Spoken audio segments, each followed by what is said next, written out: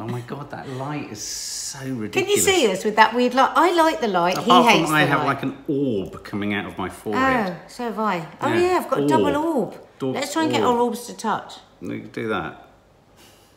Sharp Objects episode 6. Amy Adams, who I'm getting a bigger and bigger crush on each week that goes by. I think I've got one on her too. She's so cool beautiful. as well. Yeah, but she's cool. She's just so damn cool. She's smart. She's and cool. She's a bloody good actress, and she's bloody gorgeous. And she's cool. In a really natural way. Yeah, she's just really cool. Yeah. Anyway, carry on. Anyway, so this one's called Cherry. You know how they have their little title. What do you think of the music they use at the beginning of each of the episodes? They have a different track at the beginning of every show when that little stylus comes down. God, you see, you notice things Do you like that? I don't notice I like that. I like it sometimes. I didn't like it this time. So there we go. Oh, why? I don't know. It was just a bit nothingy. It was a bit sort of. Well, you didn't like the tune? Chintzy. Yeah, it was just a bit sort of music.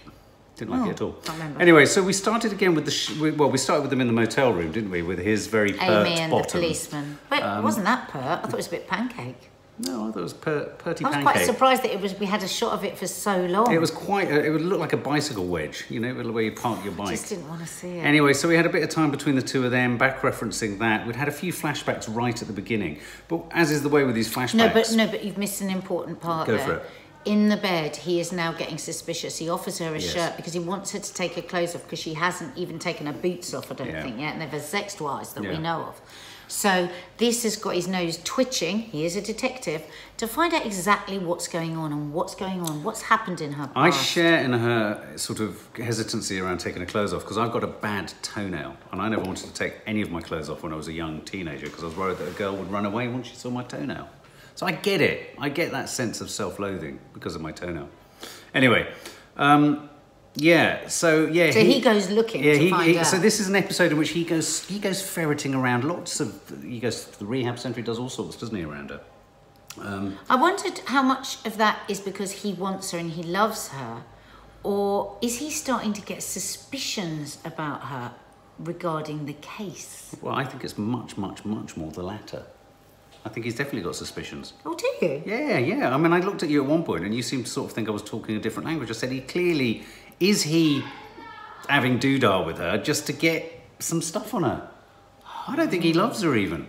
I think it's all a strategy on his behalf. No, he does. I don't know if he does. I don't agree. What do you think? Do you agree? Do you agree with him or with me? And then we cut to the Tennessee Williams house, you know, Amy Adams' character's home. And we have a flashback to a moment where she was a young girl and there's a cake in the kitchen and they're singing Happy Birthday, is that right? No, she's in the kitchen eating a cherry pie left right. over from the big event they had in the garden. And then she flashes back and I found it a really chilling. Well, all the flashbacks are chilling. They're more confusing than ever, but they're chilling. And she's saying something like, aren't the cherries ripe? No, doesn't she look ripe? Or something like that. And the mum says, just like a cherry. Yeah. Now, as we know, you pop your cherry when you are deflowered. Yes. In the previous episode was called Ripe.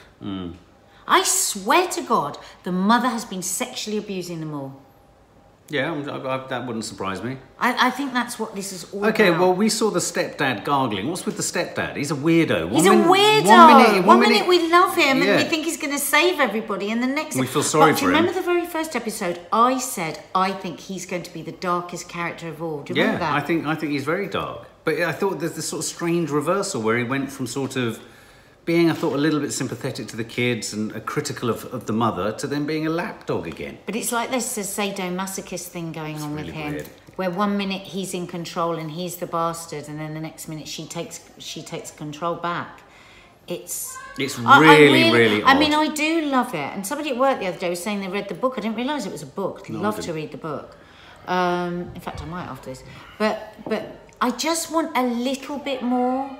I mean, certainly with the dad, I want a bit more because I am loving the series, but I want more to get my teeth in so I know what I'm looking for. Yeah, because it was a really we weird. haven't got any answers for anyone. Well, there's no answers, and there's lots of. Okay, here's the thing. There's lots of great character. Sorry, that's our children. Sleepover tonight. Yeah. There's lots of great characterisation going on. There's almost so much characterisation going on to the detriment of plot. I'd say that we're getting more and more layers and layers and layers and layers and layers to each character. Certainly Amy Adams, certainly the sister, certainly the mother. It's a detriment to plot, because I'm sitting there thinking we've got too much plot going on here. No, we haven't. No, the plot is never moving. It's like a glacier. We keep getting bits or little... Isn't that because it's such a complicated plot that Not really. There's nothing complicated, really. In many other crime detective, however classily made series, you've had 2 murders. Come on, I'm waiting for more than just a bicycle being pulled out of a lake that happens to be the chair of the child we know has already been killed. And why was the mum there when the... Because it happened on her premises. It happened on the premises of the pig farm. And then the father of the daughter who's gone missing, who's dead, whose bike it was, says, yes, it's got daisies on it, and we see daisies on it. There was no development of the story. It was just a kind of confirmation of what we already knew. It's rather like looking at a jumper that's had the bottom of it cut off, and you've got just all these separate threads, haven't you? With no way of knowing how you could join them all up. Yeah, and there was And what I worry about is that there's only 8 episodes, and we're on episode 6. This is 6. We've got 2 more. What I'm worried about is I don't want a sudden, let's stitch all of this up together. Everything's going to become clear because of all of this. I want a bit... I've got a worse feeling than that. I think nothing's going to be revealed. No, don't even... Because I haven't allowed myself to go there. And I think they just... I haven't allowed myself to think that. I think it's pregnant, and I like it. I think it's pregnant with its own self-importance, that it's actually saying, you know what, we're not going to tell you anything by the end of this series. You're going to have to tune into series 2. No. I reckon so. I reckon she's going to go back none the wiser. Promise you. This is all characterisation. That's what the whole thing is. Anyway, just going back to part 1, there's a really, really lovely moment where the father or her mum said to the stepdad, even the lawn isn't safe from her. And that was the moment. Yeah, because Amy Adams had parked the car on the lawn. And which would be pretty annoying. It would be annoying, but that was the moment I wanted to slap stepdad round the face, because he then said, do you want me to kind of... No, then she said... I think she outstayed her welcome. Yeah, and he says, do you want me to step it up a bit? Can you tell her how we're feeling? Yeah.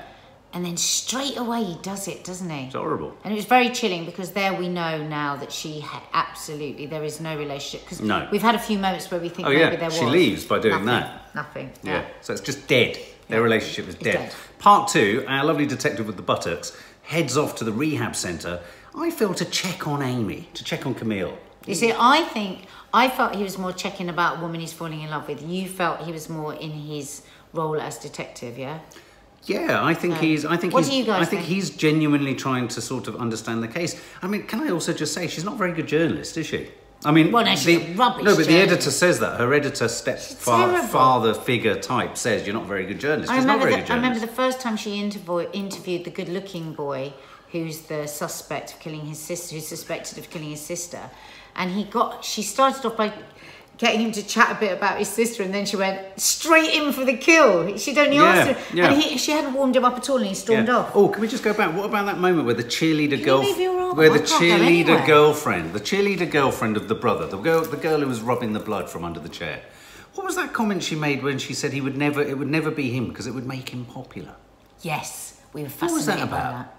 What do you think that was about? Tell us what you think. Is this about popularity? And don't forget, we do read all your comments. Yeah. We don't answer them all because we just can't, but we do read them all, and we love them. Yeah. So I'm curious to know about the cheerleader girl. I'm curious to know about the brother of the girl who's died. What's his story? He looks so odd. He looks like a prime candidate. It's too obvious. You know, when they went to the party and they're all slagging him off, going, killer, child killer. Well, it's not going to be him, is it? It's not going to be the child killer. He's not going to be the girl killer. If they're all too obvious. That's too obvious. But he is more of a nasty fucker than we thought. Because I thought it was this soft soap, but we saw when he was leching after the sister by the pool and then at the party. Yeah. What about all those women watching that TV movie that Amy Adams went to join, and they're all crying, and she meets her black friend? And I don't think that was much of a... Was there any point to it? This is what I mean. Yeah, lots of time spent on these scenes. No, I do, because I think it was showing what the community is like and how she's been on the outside edge of it. And it gave them the opportunity for her to go outside and sit with the girl that there'd been racism involved as she was growing up and blah, blah, blah. So no, I think it gave context. Did it? Yeah. Okay, and then the piano teacher confronts Amy about the act that they did when they were younger. And that was an interesting moment, wasn't it? Well, because I think she's decided she is not going to be the victim. I think she's so damaged that to even go there So maybe her way of survival, being, you know, a survivor of rape, is to say, well, actually, it was all me. And also, don't forget, she's been brought up to believe that every single thing that happens is her fault, whether it's in the town, in the house, with her sister, with She's her very mother, good at playing that. So because that's what we've seen her mother drip. So I do love that all the psychology that we're seeing. I mean, because you know me, I love to therapize and try and work out what people are thinking. So we do get a lot of that in this. Hang on a minute. But I love that. When she said to him, you couldn't even get it up.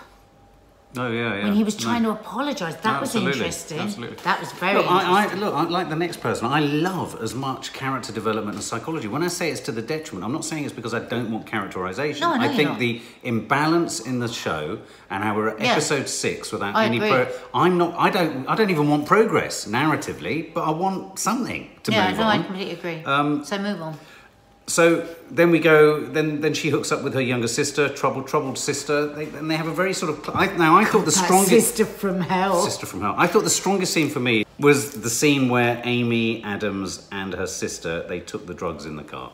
I thought Amy Adams played the entire scene of slowly coming into a sort of, not hallucinatory, but into the high of what she was going through, and how there was a sort of agony and ecstasy of seeing things and wanting to feel some release from the horror of what she's gone through with her life and the markings on her skin, the rape when she was younger, the situation with her family. I thought it was so brilliantly observed that, again, I didn't care that this wasn't really taking the story anywhere. It was just so indulgently and brilliantly acted, didn't you? Absolutely brilliant. To the point that where, you know, you felt the close proximity between the two sisters as it brought them closer and they were playing on the lawn outside.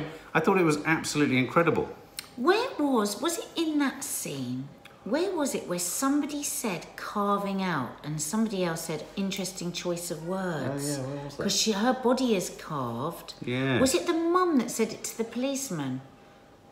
Or the teeth were carved No, out? it was the policeman, it was the sheriff, it was the head of police said it to the detective. Interesting choice of words. He did. Sorry. Yeah, just knocked the table. He's always knocking the table. It's very irritating. Oh God. You know, all these individual bits I thought were great. Right down to, why do we keep seeing the sheriff getting up every morning and observing his daily ablutions?